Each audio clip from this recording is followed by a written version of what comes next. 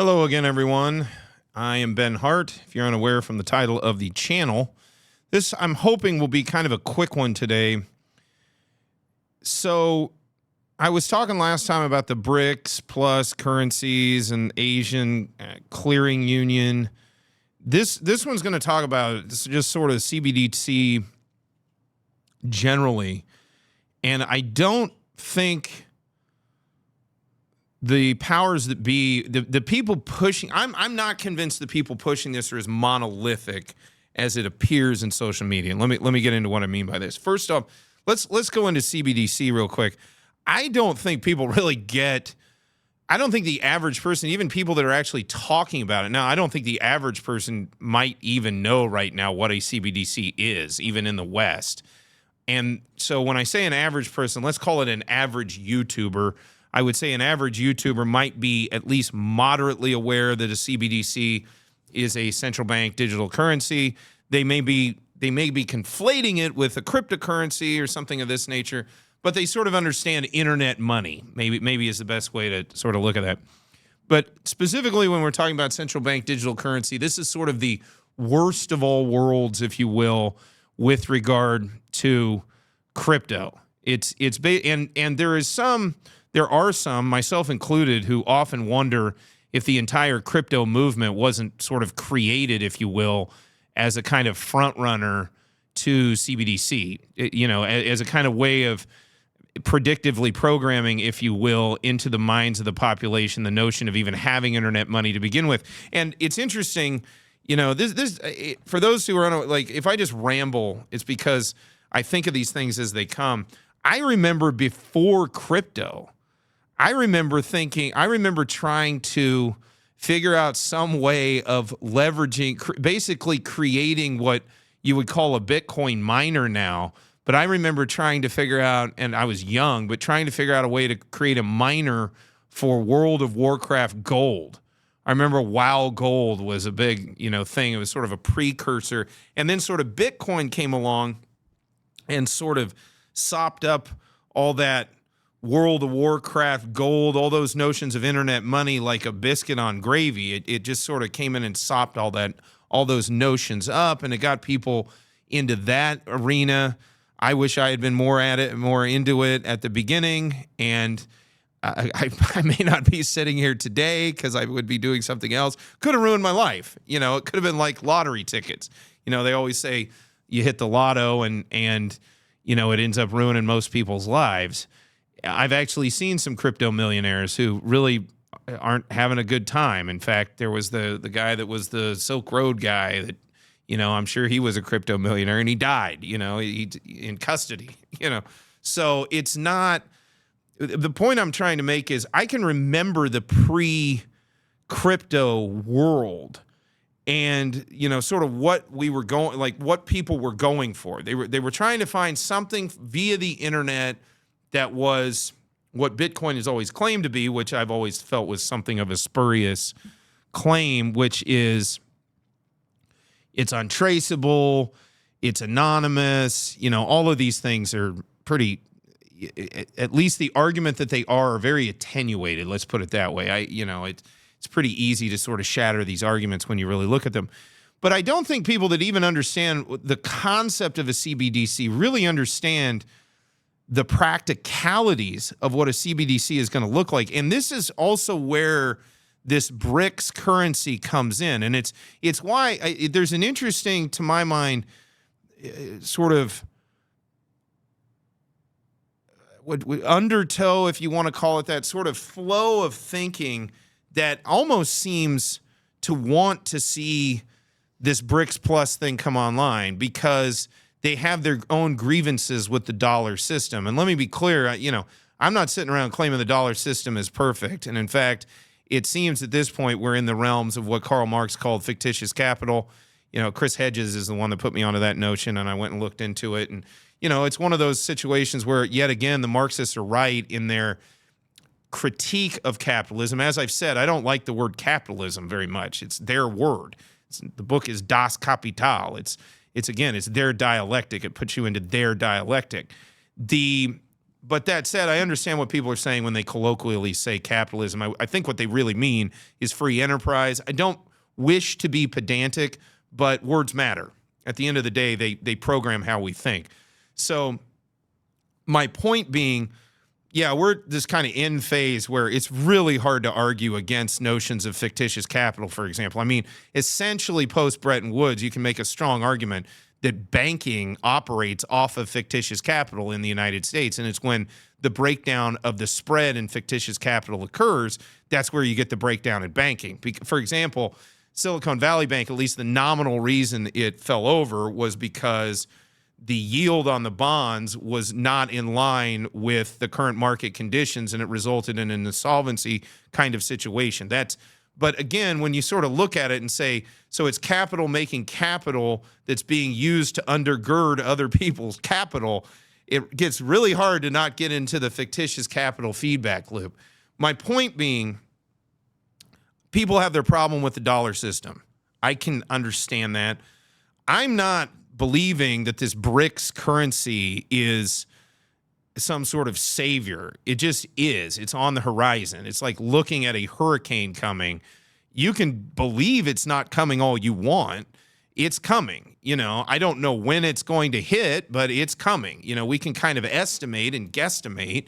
Maybe it's already come. I heard it described the other day by someone who said we're in the eye of the storm. It's already part of its hit, and the worst part is coming. And the people that go out thinking a hurricane's over, they get subsumed in the back end of it. So I don't know where we're at there. What I think I know is, the dollar system, especially for an American guy, has probably been a better system for me vis-a-vis, living my life, et cetera, than would be, this BRIC system. But I don't know. Meanwhile, as I discussed in my prior video on here, one thing I think this BRIC system is going for as a trade currency is to be more honest.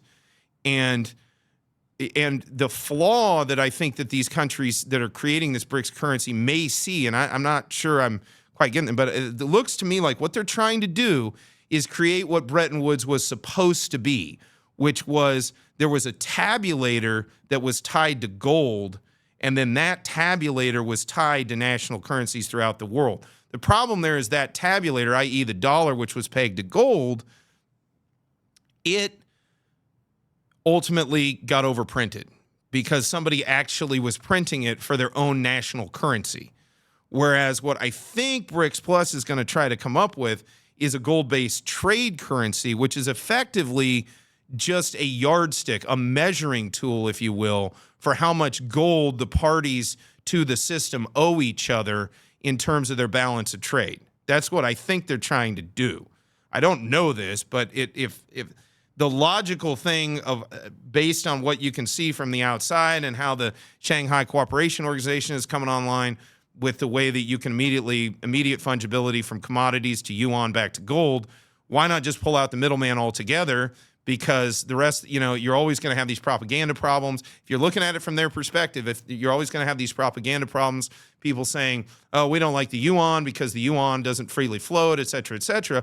Well, okay, just create a gold-backed trade currency and just use that as between central banks, I would presume, or national governments, maybe treasuries, and just use it as a tabulator of how much gold you owe each other in terms of that national currency, and it keeps everybody honest. It's basically Bretton Woods without the dollar, but instead undergirding the entire system is what I think Keynes called the bank core.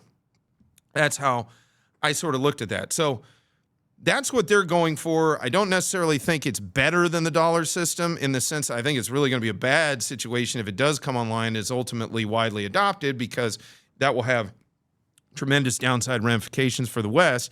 But the one thing I don't think people are fundamentally understanding about the notion of a CBDC is we're talking about a massive infrastructural change. Because not only on the one hand do you need to put in place your own effectively SWIFT systems if you want to create an alternative to the U.S. CBDC, which we're seeing, as we discussed, the Asian Clearing Union with their CPAM coming out of Iran, SIPs out of China, Alternative infrastructures are already being created. So you have to do that. Also, it's going to result in a bloodbath of certain old institutions in the old infrastructure. So, for example, I would presume commercial banks are just going to like practically cease to exist. You know, the commercial banking system, especially in the United States, is going to effectively, you know, I think that's actually what we're seeing is a consolidation down to a low number of commercial banks in the United States, probably like a half a dozen, and the death of old school regional banking. I think that may be what's on the cards if a CBDC is the ultimate end game, and that looks to be what around the world everybody's trying for. I mean, BIS is now openly saying it. We talked about Unicoin already with regard to the IMF, and then you've got the whole, and then you've got, you know, this Fed Now thing that they're trying for. And then meanwhile, you're watching these mid-sized banks that, you know, First Republic and stuff. I always viewed these as, you know, kind of, I would never have thought a year and a half ago that we'd see a lot of these banks go down like this in the way that they have, insofar as they seem to have kind of fallen. I think it's John Titus out there. He's done a really good look into, I think he calls it like the whales in the room or something like this, where, you know, it seems kind of odd that a bunch of big depositors who had billions on account in these banks without insurance coverage then just all at once decided to pull them all at the same time. And it's like, why do they all just decide to do that all at the same time?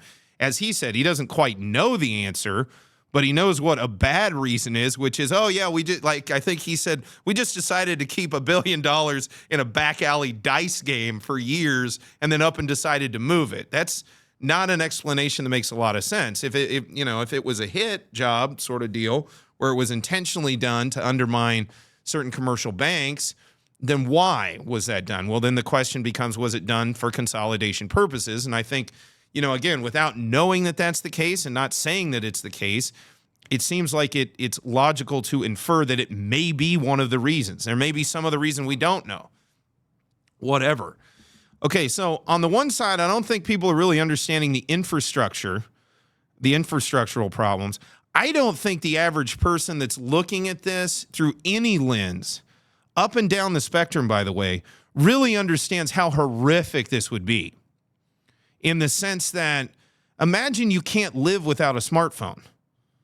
That's essentially what CBDC ultimately truly means, is you really cannot live your life without a smartphone. And then if that's the case, how is that not a manacle? How is that not a LoJack? How is that not a ball and chain? You know, I mean, that's the other side of this. I've talked to people that I think are pretty reasonable folks, but they seem very more okay with CBDC than I would be. But I'm a guy that for multiple days at a time during his week throws my phone on the charger and wanders off for as long as I possibly can without looking at it again. I don't like smartphones. I didn't like cell phones. I kept pagers for as long as I could. And I remember trying to find that movie Hangover 1, where, you know, he's asking about a phone bank. You know, you got a phone booth bank around here? I got a page. And they were like, what? And you know, because he's completely from a different time. You know, I was that guy. I was carrying a pager as long as I possibly could, and I didn't even like carrying that very much. You know, I like being left alone for the most part. And again, I think that's what people are not seeing when they look at this overall system. I don't think they're seeing just how much of an infrastructural change we're looking at in terms of banking. The sort of railroad, in my mind, that sort of rail system of capital that operates throughout the world, how much that's going to change. And then at your personal level, just your personal life, you're going to have to carry around an electronic device to interact with the world in any meaningful way. That's substantial. I mean, that is next level substantial. And I get it. A lot of these kids that are younger than me, they don't even understand a world without smartphones, you know, but they should, quite honestly, because it was a pretty okay world. In fact, I would make a lot of arguments the past was a heck of a lot better than the present. I would much rather be a 41-year-old in 1991 than I would be, especially in the West. Now, this may not be the, I would not want to be a 41-year-old in 1991 sitting around the outskirts of Moscow or something. That probably wouldn't be the best place to be. But that said, in the so-called free world, when it was still, in my opinion, trying its damnedest to be the free world, I sometimes wonder if it's always putting in its A for effort to stay the free world these days. But the point I'm trying to make is the future may not be getting brighter, especially if we're looking at a situation where you have to have your smartphone, you have to have an electronic device to live your life. And this is where I thought of something the other day, and the reason I thought of making this video, I kind of make these videos just when I think of something that is just sort of half a thought, because as I said in the original video, if you're good at something, don't do it for free. I'm not going to put, my magnum opus out there, just for anybody for nothing. I'm a pretty good lawyer, I like to think, and I'm a pretty good unorthodox lawyer in many ways. And I've come up with a lot of solutions over the years that people pay me a lot of money for that just are totally different to the way things were done to that point. And in some cases actually became the way things were done after that. So again, I'm just putting this out here as just kind of my own crazy ass thinking, sort of half a thought. But I thought of making this video when I thought of something that Simon Michaelovich said when he was talking about, he's not on YouTube very often, but I love it when he is. Excuse me. He's a Russian immigrant. He left the USSR, and let's be clear, the USSR is not Russia. They're not the same thing. I was in Russia in 1999. That's Russia, the Federation of the Russias, or whatever it is, their full name is. I don't think they were the CIS, Confederation of Independent States, or whatever. I think it was, at that point, it was the Russian Federation by that point. But I was there in 99. I'm sure it was a very different place than it is now. In fact, I'm sure they'd be like, yeah, you were here at a very weird time, man. But this person, Simon Michaelovich, he left when it was like 1979, 78, he said. This is the Brezhnev era, which I've read a fair bit about Brezhnev. I find him rather fascinating because Brezhnev was a leader that was essentially stuck with a conundrum, which is the system doesn't work, kick the can down the road until you die. Basically, just hope to die without it collapsing was basically what Brezhnev was doing, because he could see that the system was not operating optimally, but he could also see that, with enough spit and polish, you could kind of continue to make it kind of run on its own momentum for a while. Now, the question, that would be the weirdest thing. It would be like the sword of Damocles hanging over your head, that when is a while going to end?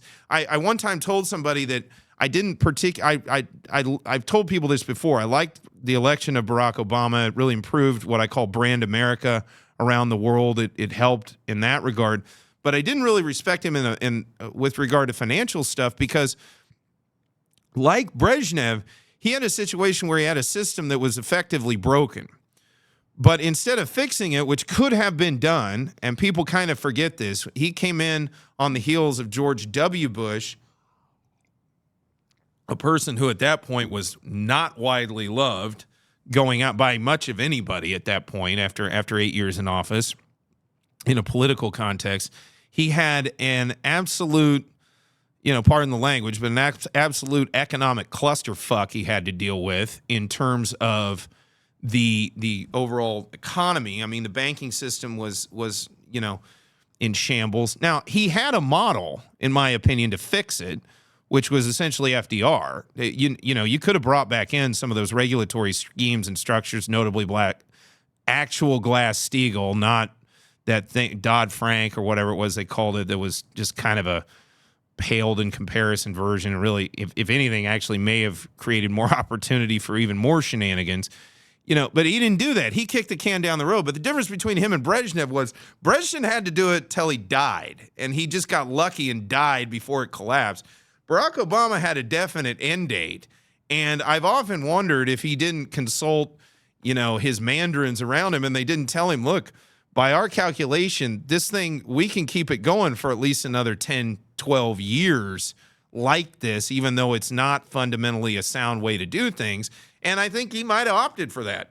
And to my mind, that's not great. That's not what a leader should be doing, in my opinion. Now, again, this is kind of speculation on my part. And if that's not the case, then I'm sorry. If he didn't actually do that, then, that's my bad. I shouldn't say that, but it kind of looks like he did. In any event, going back to this Brezhnev situation, so this is Brezhnev's Russia. This guy's in Brezhnev's Russia, and he sort of says, something isn't right. I don't know what it is, but I just don't feel like it's right. And this guy makes a monumental change in lifestyle. He basically leaves his homeland with $100 and goes to the United States, a place he's never been before, with $100. I mean, and truly, those migrants, they were stripped of their nationality. They were just effectively exiled out of the country, kicked out of the country, and sent, in this case, to the United States. And this guy went on and made it. And but the reason I bring him up is this guy has a deep level of insight. He saw it before.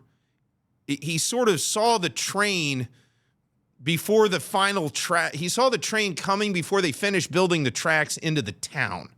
It's that's the way I kind of look at it. Or before they had built it. Maybe I should say he saw the train coming before they had finished putting in the tracks to the end destination. He sort of knew there was something wrong, but he didn't know what, and he didn't know where it was going. He just knew that this kind of system, there's just something off about this, and he moved along. I'm not saying I had that level of prescience, nor do I think necessarily there's that level of collapse due for the United States. But, I will say in 2006, 7, and 8, leading up to me expatriating and just leaving the country, yeah, I had kind of whenever I watch him and how he says it, where it's just kind of a vague notion of, let's go look somewhere else. Let's find the happy hunting ground. Something else got to be going on. Now, I didn't have near the adversity moving to Thailand by way of Korea that he did going from Russia to the United States, especially USSR, Soviet Russia to the United States.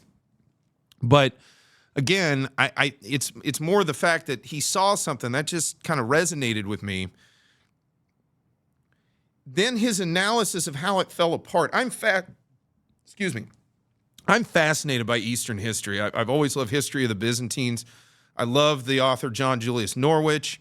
I love the history of the Russians, the Russian Empire, the Ottoman Empire, the Romanovs, this just expanse of Eurasia that, where the Western Europe sort of jumps off into this Oriental tapestry of just, it borders on fantasy land. It borders on nightmares too, because, it's real out here in Eurasia. It's real out here in East Asia. It's, it's not a joke. Bad things can happen, good things can happen, amazing things can happen, but it's not, I guess I should say it's perhaps not as paradigmatically boxed in as maybe the West is. There's a capacity for deeper and broader and more profound thought maybe in the East.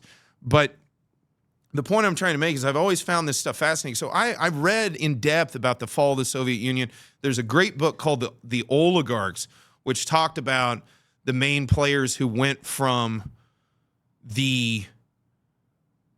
sort of went from the Soviet system into this total, Russia from like 92 to probably 2000 is pretty darn close to like at least economic anarchy as you can get. But general anarchy, genuine anarchy in a Western sense, you don't, I think, get much closer other than true war zones. This is where, okay, the facade is the wrong word. The undergirding, the sort of framework, if you will, the scaffolding of civilization is still holding, but people are just kind of doing whatever they want within that framework.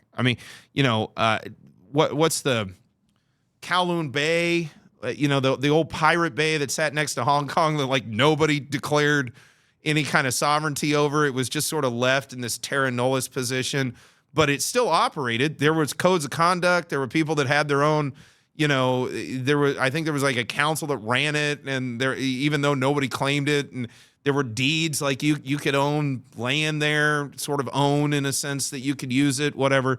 The point I'm trying to make is it's as close to lack of civilization that a civilization can get while still maintaining at least some basic norms, some basic decency. And I was there in 99, and I've been told that was a pretty wild time, and it was definitely very different. I think I had a very insulated view of the place, far more than, and I was 17, and I was with people that were, doing things with where the American government was interacting with the Russian government for like the space program and these things. I wasn't, just wandering into the country and just wandering around alone.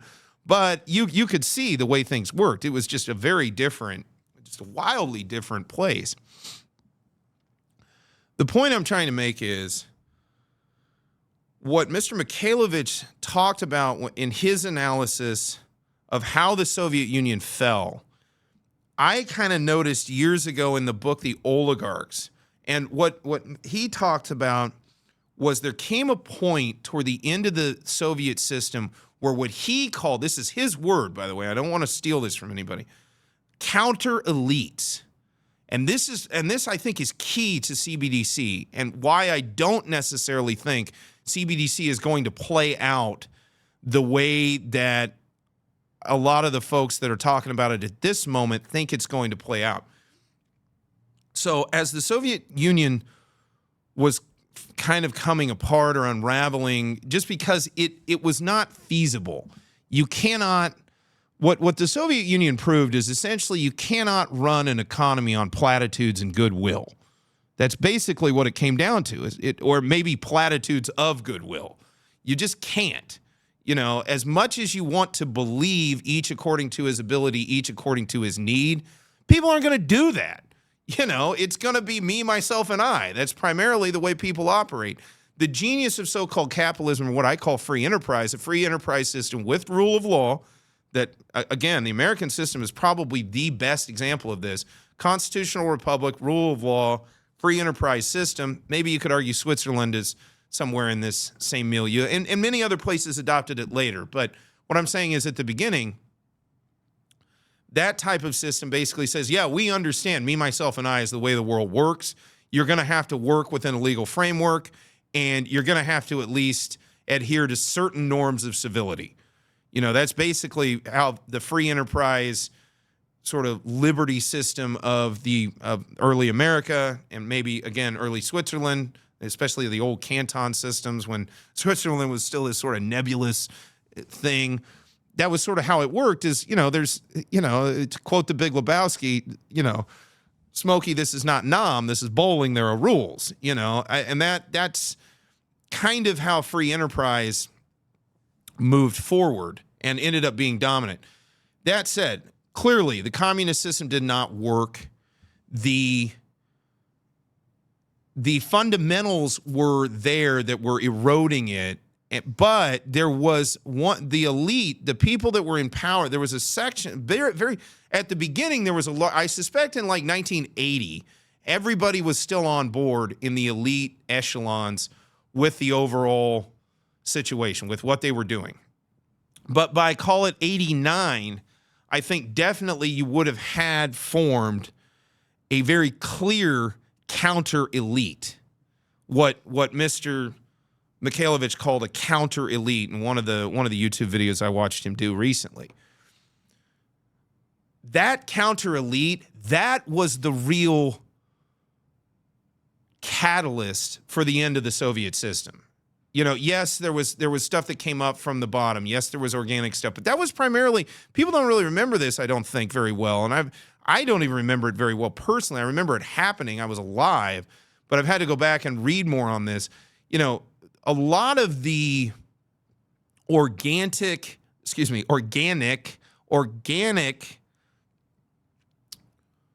movements against that system were coming from outside of Russia. Now, it was within the Eastern Bloc, And then there was their own thing going on in China, and over there they had their own views on doctrinary communism. But like, for example, you had Lech Wałęsa and the Solidarity movement in Poland. That's not a Russian movement. You have you have a lot going on in Hungary, Czechoslovakia. Again, not a Russian movement.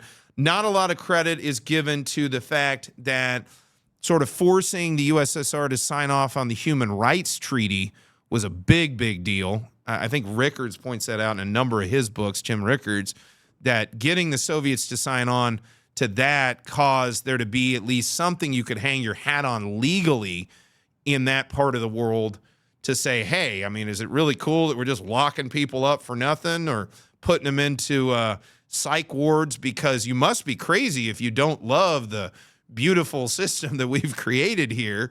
I mean, again, there are many undercurrents happening here all at once. But what I'm saying is I don't think that the elite, the people that were benefiting most from that system, the nomenclatura, if you will, that were benefiting the most from it, were necessarily inclined to go against it. And then Glasnost and Perestroika come down the line. And everybody knows Perestroika, which was, small little, well, it's like small business, small enterprise, but it had like a state component. I'm sure it would look nothing like what we view free enterprise to be now, although probably not too far off of how it works some places in East Asia where there is a heavy government, let's say, presence which hovers around business enterprises. But the one, and this may be a little bit of a side, and I don't mean to digress too much, something that few people think about from that era, they all remember Perestroika, because everybody in the West likes to say, well, capitalism destroyed communism. And again, that's you getting into their dialectic. And when you get into that dialectic, you don't see the big picture. And again, the reason I mention that in this context is because Glasnost. Everybody forgets about Glasnost. What does Glasnost mean? A lot of people think it means transparency. A lot of people thought it was like, it was something comparable to things like free speech. The actual direct translation, as I remember it, is publicity. Publicity. Kind of a transparent publicity.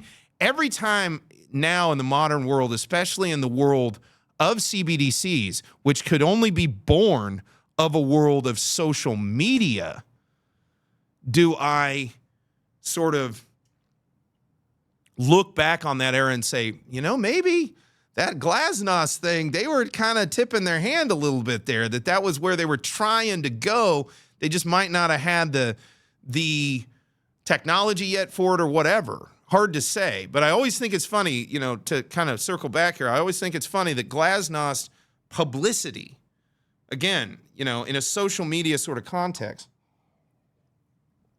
Back to the notion of counter-elite. You get Perestroika and Glasnost. Now there's blowback against Gorbachev, and things start really rumbling. The Berlin Wall falls. And remember, that happens, and then there's a whole interim of time. There's a great movie, Company Business, with Gene Hackman and the guy that plays the dad in that 70s show, where it's a great movie. It's just a movie that could only have been made for about an 18-month period, in that period of time, made right then. It's the period where the Berlin Wall has fallen, but the Soviet Union is not gone yet. So the Americans are started doing deals, and it's a movie about doing a trade. It's kind of like Bridge of Spies. It's a movie about doing a trade of a spy for another spy and whatever, and it all goes haywire. And it's quite a good film. But the point I'm trying to make is the Soviet Union keeps going. And they realize that they've probably made a mistake here, and that, if they want things to, at least the elites, if they want things to just keep going on the way they've always gone on, they're going to have to turn things around. They're going to have to make a U-turn here. That happens. And this is where the counter-elite come in, because a faction of them do not go along with that.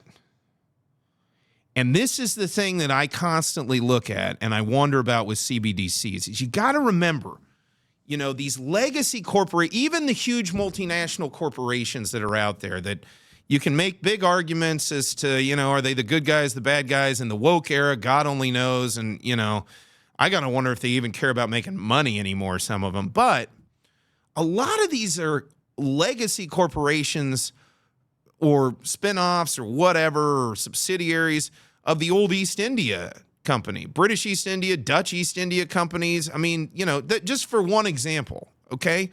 The point I'm trying to make is, you're talking about pirates, the so-called Pirates of Silicon Valley. Great movie HBO made years and years ago. If you really want to get the inside scoop in a movie format about how Bill Gates came up, how Steve Jobs really came up, it's really good. And the fact that they didn't invent a lot of that original technology, Xerox actually did, and they inadvertently gave it away, which is another weird one. Like, why would you do that?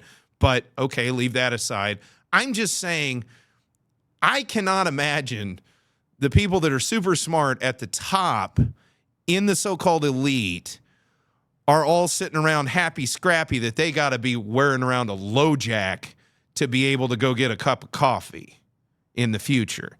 Now, I know there's cynical people out there that'll say, well, they're going to have servants and they're going to have this, that, and the other thing. Now, I'm sorry. I don't think guys that get to that level are not aware of the fact that what you do to others eventually comes back on you, and that, look, everybody's going to start expecting everybody to be wearing their chip or their badge or their whatever that allows them to buy food or do whatever. And look, maybe I'm naive. I could be incredibly naive. I remember the end of the book 1984 where, what's his name? Winston goes in with the guy that's he thought was, on his side, but it turns out he's really with the big guys, and he gets into the room and he can turn off his TV. And he says, "You can turn it off?" And he says, "Oh, yeah, at my level, you can turn it off for a little while." Yeah, maybe they're content to just be given special privileges, but I can't imagine that because, as Charles Galton Darwin called them, the so-called, wild men, the last wild men, I don't think that they're necessarily going to be on board with that kind of system that could subsume them as well. Just as the counter-elite were sitting in the Soviet Union in 1990 or call it June of 91 when the other side, the so-called establishment elite, if you will, are sitting there going, no, we have to turn this all back. And they're sitting there going, guys, I mean, the horses have left the barn. We're going to have to figure this out. We're not going to be able to do that. And even if we did, is that a place you really want to live? Again, this notion of counter-elite is sort of there. I have often truly wondered if Trump's election was not the result of counter-elite. I've wondered that for years. One of the things I've wondered most about was the death of the Trans-Pacific Partnership. People forget this. Trump signed the death knell of the Trans-Pacific Partnership his first day in office. Was there not a quote-unquote counter-elite that was sitting there going, that is not in our interests, even though seemingly everyone in the establishment wanted that up to that point? Was there not a counter-elite sitting around going, hey, we've been in the Asia trade for centuries. We don't want this. And said, you know what, we need somebody else. And they went out and found somebody else, who was wildly different than what had been happening up to that point. The first time I knew Trump I remember telling people, very close friends and family at the time, who thought I was nuts at the time, that I said, hey, I don't think Trump is a non-entity. And I said that after Buffett wrote an op-ed about him and said he's not a non-entity. And I'm not saying that correlation is causation, nor am I saying Buffett was in this counter-elite or anything like that. That's not what I'm saying at all. He might have been observing events that none of us could see, and he just decided to write an op-ed and sort of speak his mind. So the point I'm trying to make is I am not certain that there's not a cohort of counter-elite out there that are sitting there going, look, hey, we're not doing this, okay? Like, we get where you're going, but we need to figure out something in between. Because, again, and this is what scares me, more and more, I'm seeing this confluence of what I saw as a split in what you might refer to as, I think, Brandon Smith, alt-market.us.